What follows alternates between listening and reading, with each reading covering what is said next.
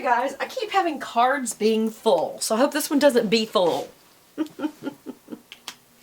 just so full of it! Cards! And makeup. Okay, so this is part 2711. And I had decided to start my eyelash transition to mascara, but I really hadn't blended this out like I wanted to.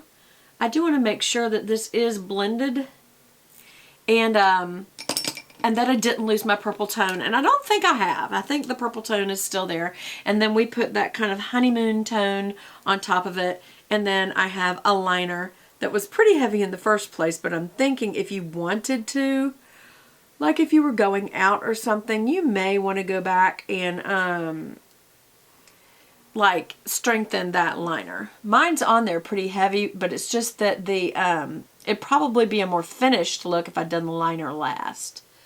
And normally you do. I don't know why I did that. I just wanted to.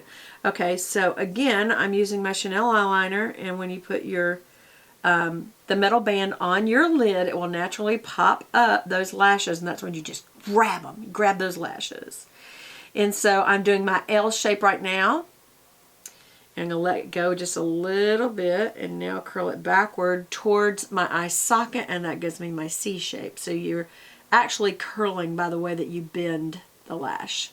First straight up and then on back towards the eye socket. Okay. Yeah, how many of y'all do that? We have my Chanel Inimitable mascara, and as usual I'm tipping out the ends.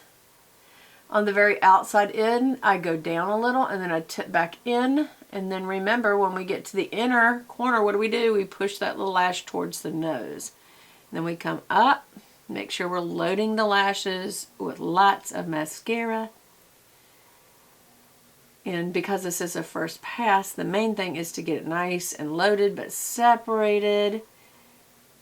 And one of the things that you can do is hold it a little longer, like instead of just go dink, dink, dink. Watch how I'm kind of doing this a little slower, and that kind of makes them stand up more because it's kind of curling them in the position that you locked in with the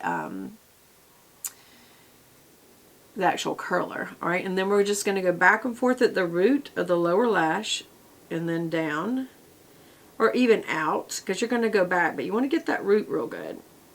And it also almost gives you a liner.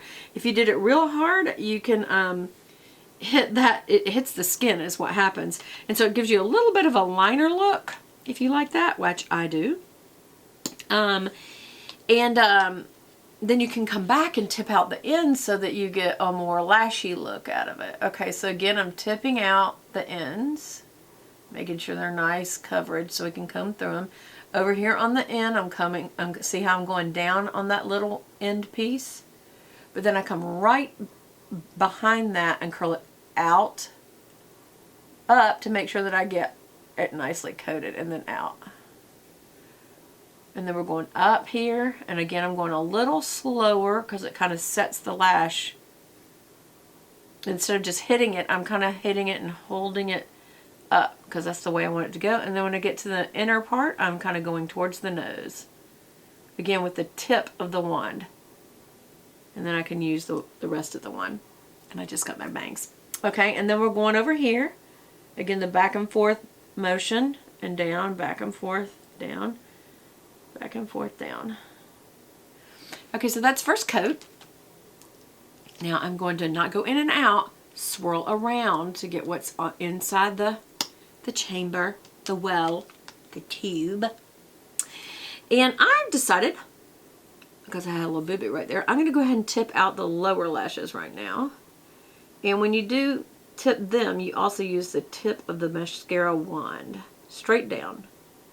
See how I'm getting each individual lash? Now, if I get a goop, I will use the whole, and I just did. I will use the whole part of the wand to get that comb through, because that's the only combing effect you get is from the comb. And it hit my skin. So I've got to get that off. Here we go. There's my tissue. Alright. And because I'm looking down, I'm going to go ahead and tip out the other side. That was very goopy. I don't know if y'all saw that because I didn't knock off the wand any, but I'm going to use it I'm going to be able to get that and use it. And again, I'm going towards the nose just a little on the lower. Definitely on the upper, but also on the lower. And because I got a big goop, I'm going to come under it and get it off with the comb. And then I'm going to come down on it because that means it got it really nice, good, and wet. So that's good. Which means you'll have better coverage. Lots of coverage on the lower lashes today. Some people don't even do their lower lashes, which I don't get that. They say it makes it look more natural. It's like, it doesn't look natural to wear makeup. You're wearing makeup if you wear makeup. It's silly to think you look natural because you left off the lower lashes. What I think it does is make it look incomplete. But that's just me. And I've got my little tissue there. So my lower lashes are very not natural. My ear is itching like crazy, so I just had to do that in front of you. So I know I've got a really made up look today, by the way. You know what's funny? It makes you look younger. Anyway, but you don't want to look like an old lady who doesn't know how to do her makeup. So yeah, I'll be toning it down. Sometimes it tones it down before I ever get out the door. Just depends on the quality of the shadows. But my mascara will hold up. It is Chanel. Chanel. That's my southern way of saying it. I'm going to tip these out again. Because I am going for a heavier look because of this really extreme gold on my lid. And the heavy liner. So yeah, I am kind of overdoing it today. And I don't care. I'm at home today. I might go to Kroger. Whoa, if that's the case, maybe I should put on a third coat. Yeah. Ooh, it gooped again. Use that comb when it goops. That's what it's for. It's really weird. That just means I did get a lot of mascara on that wand. So if it goops up, just use the good thing about this particular comb on this wand is that it is very much like a little rake. It's hard. It's not a brush spoolie. It's a little plastic one. And so it does comb through the lashes really good. So that means that you will just comb through it a few times and get the goop off. But again, the good news is if you have the patience to do this, you'll have really great coverage because you have gotten them nice and wet and good coverage, but then you raked it back off. Yep. Yep. Yep. Yep. And let me get those going towards the nose again. And I think that's about all I'm going to do. Do you like it? Do you feel like it look good? You like it good? I feel like that just was, I got a little too much on, so I'm kind of raking it all back off now. But that's okay. Sometimes when you rake it off, you put more on. So just make sure you don't turn the wand, because then that's all new mascara again. Just use the wand in the direction you were going, where you're kind of using up what was on the wand, and that kind of helps you even it back out. There. I think there's no more mascara to be put on these eyes. Actually, this turned out very much like I wanted it to. I don't think I have as clean a look as some do, and I think part of that is because I don't have a 20-year-old eyelid. I don't have a 20-year-old face. And I don't shave my face. I know some people do as they get older because you get little hairs. I mean, you have them even when you're young, but when you're older, I mean, people equate it to a beard, but mine's not like a beard. No, it's not. I ain't got no beard. I got a mustache. Better shave it off. Anyway, so I don't have quite as smooth of a look. I didn't even use a highlighter today, but you know what? I've got some kitten shadow right here in this, and that is one of the best highlighters I know of. Oh my gosh, my nose is a disco ball. Okay. We'll put it on the Cupid's brow and the chin. How about that? Oh my gosh, I gotta tone this down. Well, here's one thing I'll say for a kitten. It's a good highlighter.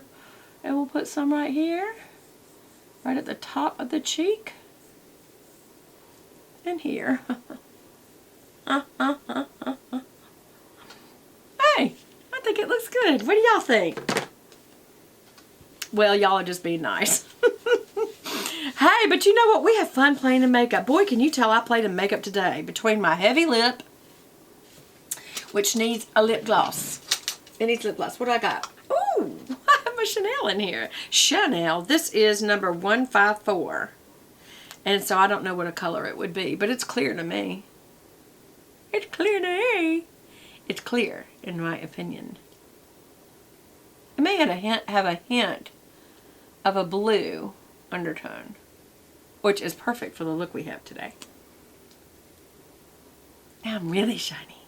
I got a shiny nose. I got to tone that down. I'm not kidding. That looks kind of funny. It's same thing to keep it, but let's just tone it down. There. Actually, that looks good now. What do you think? So there is my completed look. I have already put on my perfume, which is usually my last thing I ever do. This, again, has been Beth Buchanan doing the Too Faced Romantic Eye. Only I didn't do the eye on the cover. I used the honeymoon color on the lid.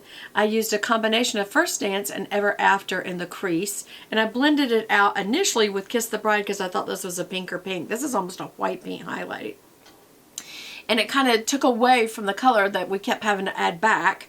And we initially kind of blended with I Do between the brow and the crease. So there's actually a few colors on here. But I think in the end we got the look that I was going for, except that I would have my liner a little stronger as far as it being really black on the eyeshadow base. I mean on the eyeline where the eyelashes are. But because this is such a strong look, it's probably best that I don't have much heavy liner, especially since I also did a very heavy mouth. You could do a nude mouth on this and you'd look like this.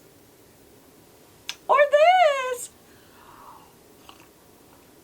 Enjoyed it. I'll see you again soon. We'll be doing our Plan With Me